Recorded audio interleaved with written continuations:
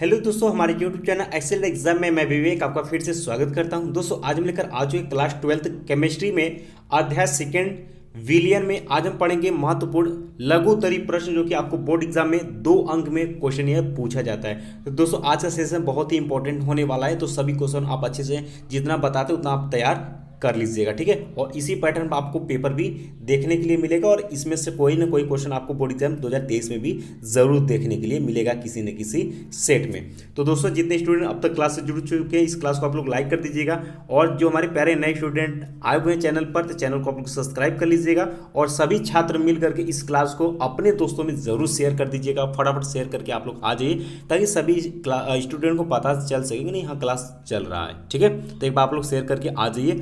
और दोस्तों आप सभी की बेहतर तैयारी करने के लिए यानी 2023 की ज़बरदस्त तैयारी करने के लिए हमने ग्रुप बनाया हुआ है, वो एक व्हाट्सएप का दूसरा टेलीग्राम का। दोनों ग्रुप जो है आपको डिस्क्रिप्शन बॉक्स में उसका लिंक मिल जाएगा, फटाफट वहाँ से आप लोग जुड़ जाइएगा, ज्वाइन हो जाइएगा। उससे आपको फ़ायदा क्या होगा, पहले तो क्लास का नोटिफिकेशन वहाँ पर मिलता रहेगा, पीडीएफ जो भी पढ़ाते हैं वो आपको वहाँ पर भेजते रहेंगे, वो भी आपको मिलता रहेगा, ठीक है, जो भी एकदम बिल्कुल फ्री में रहेगा। जितना दोस्तों बताते चल रहे हैं उतना आपको करते चलना है। और दोस्तों इसके साथ साथ डिस्क्रिप्शन बॉक्स में ही आपको फिजिक्स का, केमिस्ट्री का, मैथ का सभी का इम्पोर्टेंट प्लेलिस्ट ऑलरेडी दिया गया है सभी चैप्टर का, वो आप देख सकते हैं। साथ में दोस्तों 2022 का जो पेपर हुआ उसका सोल्यूशन ऑलरेडी हमने डाल रखा है, तो वो भी आप देख सकते हैं, ठीक है। तो दोस्तों शुरू करते हैं आज का सेशन। तो देख सकते हैं अति लघु उत्तरीय प्रश्न जो कि आपको बोर्ड एग्जाम में 2 अंक में ये क्वेश्चन पूछा जाएगा रसायन विज्ञान में, तो बहुत ही इंपॉर्टेंट है। तो पहला क्वेश्चन हमने यहाँ पर सेलेक्ट किया हुआ कि मोलरता को उदाहरण सहित आपको समझाना है। ये आपको 2010 में क्वेश्चन पूछा हुआ है, उसके बाद 2018 में क्वेश्चन पूछा हुआ है, तो ये भी आपका क्वेश्चन किस में आएगा, वेरी इंपॉर्टेंट में आएगा, ठीक है। तो आइए देखते हैं मोलरता। दोस्तों इसको हम लोग कैपिटल एम से प्रदर्शित करते हैं, सबसे पहली बात है। तो परिभाषा कहता है कि किसी निश्चित ताप पर, ध्यान सुनिएगा, किसी निश्चित ताप पर प्रति लीटर बिलियन में यानी 1 लीटर प्रति लीटर बिलियन में घुलित विलेय पदार्थों के मोलों की संख्या को उस ताप पर उस बिलियन की मोलरता कहा जाता है, ठीक है। मोलरता की इकाई वेरी इंपॉर्टेंट इकाई तो आप सभी को याद होना चाहिए। मोलरता की जो इकाई होती है वो मोल पर लीटर होती है। क्या होती है? मोल पर लीटर होती है, याद रखिएगा, इंपॉर्टेंट है ये। आपसे बहुविकल्प में डायरेक्ट यहाँ पर इसका इकाई मात्रक पूछ सकता है। परिभाषा आपने देख लिया।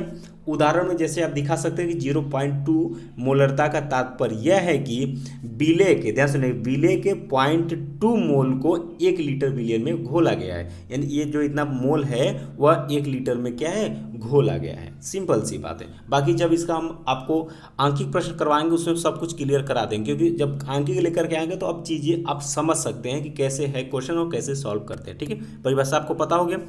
क्वेश्चन नंबर 2 है आपके सामने कि मोल प्रभाव से आप क्या समझते हैं, इसको समझाइए। 2011 में क्वेश्चन पूछा है, या फिर आपसे पूछ सकता है कि मोल अंश से आप क्या समझते हैं, उदाहरण सहित समझाइए। दोनों का मतलब एक ही है, यानी उसका नाम ही बदल जिस तरीके से आपका घर का नाम कुछ दूसरा होता है, स्कूल का नाम दूसरा होता है, उसी तरीके से मोल प्रभाज और मोल अंश, ठीक है। 18 में और 11 में क्वेश्चन पूछा हुआ है। आइए परिभाषा देखते हैं। मोल प्रभाज परिभाषा कहता है कि 1 बिलियन में, क्या सुनो, 1 बिलियन में किसी घटक विशेष का मोल प्रभाज जो होता है उस घटक के मोलों की संख्या तथा बिलियन में उपस्थित सभी घटकों के कुल मोलों की संख्या के अनुपात के बराबर होता है। सिंपल सी बात। अभी देखिए, अब यहाँ देखिएगा, 1 घटक मोल प्रभाज बराबर घटक के मोलों की संख्या बटे बिलियन में उपस्थित कुल मोलों की संख्या, यानी इसमें घटक के मोलों की संख्या यहाँ पर हो जाएगा और बाकी जो बिलियन या जो सोल्यूशन है उसमें सभी मोलों की संख्या हो जाएगा, ठीक है। यह इसका हो गया सूत्र। इसके बाद दोस्तों अगला क्वेश्चन हमने यहाँ पर सेलेक्ट किया हुआ है कि मोलल उन्नयन स्थिरांक किसे कहते हैं। ये 2017 में क्वेश्चन पूछा हुआ है, इंपॉर्टेंट है।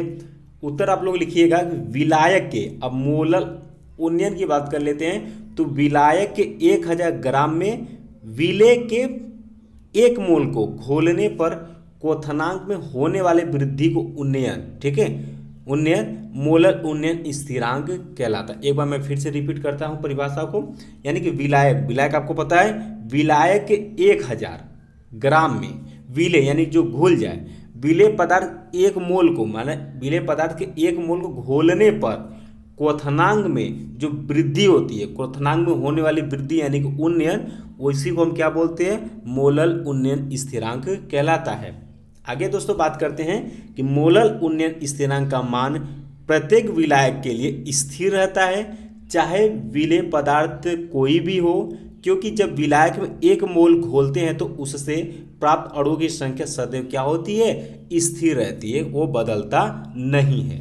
ठीक, इसके बाद दोस्तों क्वेश्चन नंबर 6 है कि क्वथनांक में उन्नयन से आप क्या समझते हैं। ठीक है, क्वथनांक में उन्नयन से आप क्या समझते हैं, इसका मोललता से क्या संबंध है आपको बताना है। 2014 में क्वेश्चन आ चुका है ये, तो चलिए इसका आंसर लिखिए। क्वथनांक में उन्नयन जिसको हम लोग प्रदर्शित किससे करते हैं, डेल्टा टीबी से प्रदर्शित करते हैं। तो क्वथनांक में उन्नयन यानी कि किसी विलायक में अवाष्पशील विलेय को घोलने पर विलयन का वाष्प दाब कम हो जाता है, जिसके कारण विलयन का क्वथनांक क्या होता है, बढ़ जाता है। किसी विलायक के क्वथनांक में उत्पन्न इस वृद्धि को विलायक के क्वथनांक में उन्नयन कहा जाता है। अब गणितीय रूप में अगर आप दिखाना चाहते हो तो आप दिखा सकते हैं कि delta TB equal to delta S minus के डेल्टा ओ होता है, यानी कि डेल्टा टी यस तथा टी ओ क्रमशः विलयन तथा विलायक का क्या है, क्वथनांक है। बस क्वथनांक में उन्नयन तथा मोललता में जो संबंध होता है याद रखिएगा, ये आपसे बहुविकल्पी में पूछ सकता है कि क्वथनांक में उन्नयन बराबर केबी इंटू क्या होता है, मोललता होता है। जहां पर दोस्तों आप दिखा देंगे कि केबी जो है वो आपका मोलल उन्नयन स्थिरांक कहलाता है। इसके बाद दोस्तों जो क्वेश्चन नंबर 7 है ये आपका वेरी इंपॉर्टेंट है, आप टिक कर लीजिएगा, वेरी इंपॉर्टेंट है कि परासरण क्या है। परासरण दाब के लिए व्यंजक लिखिए। 14 और 12 में क्वेश्चन आया है, तो परासरण का परिभाषा आप लिखेंगे, अर्धपारगम्य झिल्ली से होकर किसी शुद्ध विलायक से विलयन में अथवा एक तनु विलयन से सांद्र विलयन में विलायक का स्वतः प्रवाह यानी कि अपने आप प्रवाह जो होता है वो क्या कहलाता है, परासरण कहलाता है। ये आपको पता होगा। ठीक है, परासरण दाब का व्यंजक आप लिखेंगे PV इक्वल टू NRT से। ठीक है, ये आप फार्मूला जानते हैं, PV इक्वल टू NRT से। तो यहाँ से P बराबर क्या लिख सकते हैं, N/P/RT हो जाएगा, और यहाँ पर N/V जो होगा उसी जगह पर हम क्या लिखेंगे, C लिखेंगे, यानी P इक्वल टू क्या हो जाएगा, CRT हो जाएगा। यहाँ पर आप दिखा देंगे, जहाँ पर P हमारा क्या है, परासरण दाब, R हमारा गैस नियतांक, N क्या है, विलेय के मोलों की संख्या, W स्मॉल w यहाँ पर विलेय की मात्रा होगी, V यहाँ जो आया V क्या हमारा आयतन यानी विलयन का आयतन होगा, T हमारा परम ताप होगा। ठीक है, और स्मॉल m आपको पता है क्या है, विलेय का अणु भार होगा, यानी कि मोलों की संख्या बराबर क्या होता है, W अपन क्या होता है m, यानी कि विलेय की मात्रा पर। ठीक है, अणु भार होता है विलेय का, वो आप देख सकते हैं। तो दोस्तों इसके बाद दोस्तों क्वेश्चन नंबर 8 है, ये भी आपका इंपॉर्टेंट है, 2020 में क्वेश्चन पूछा हुआ है, इसलिए क्या है, वेरी इंपॉर्टेंट कहलाएगा। और 17 में भी क्वेश्चन आ चुका है कि प्रति परासरण क्या है, इसका उपयोग लिखिए, अथवा प्रतिलोम परासरण से आप क्या समझते हो, उदाहरण सहित समझाइए। यानी प्रति परासरण बोले या प्रतिलोम परासरण बोले, दोनों का मतलब एक ही है। इसका उत्तर आप लिखेंगे, यदि परासरण दाब से अधिक दाब विलयन पर लगाया जाता है तो विलायक के अणु जो हैं वो विलयन से शुद्ध विलायक यानी कम सांद्रता की ओर क्या होते हैं, प्रवाहित होने लगते हैं। क्योंकि यह प्रक्रिया परासरण की क्रिया के विपरीत दिशा में होती है, इसलिए यह क्रिया जो कहलाएगी क्या, व्युत्क्रम परासरण कहलाती है। यानी परासरण का ही क्या है, क्रिया है, लेकिन ये क्या होती है, विपरीत क्रिया होती है। इस प्रक्रम का प्रयोग समुद्री जल प्राप्त करने के लिए तथा घरों में शुद्ध पेयजल प्राप्त करने के लिए इसका प्रयोग क्या हो जाता है, किया जाता है। इतना ही आपको यहाँ पर लिखना है। ये दोस्तों आपके 5 से 6 क्वेश्चन रहे हैं जो कि इंपॉर्टेंट, आप इसको तैयार कर लीजिएगा। इसका पीडीएफ हम आपको व्हाट्सएप में शेयर कर देंगे, पढ़ाने के बाद आप देख सकते हैं और तैयार कर सकते हैं। बाकी मिलते हैं दोस्तों नेक्स्ट क्लास में। तो चलते चलते अभी तक आप लोग क्लास को लाइक नहीं, क्लास को लाइक करिए, अपने दोस्तों में शेयर करिए, और जो हमारे प्यारे नए स्टूडेंट चैनल पर आ चुके हैं तो चैनल को आप लोग सब्सक्राइब करके घंटी को आप लोग दबा दीजिएगा, ताकि क्लास का नोटिफिकेशन आपको मिलती रहे। बाकी मिलते हैं दोस्तों नेक्स्ट क्लास में, तब तक के लिए जय हिंद, जय भारत।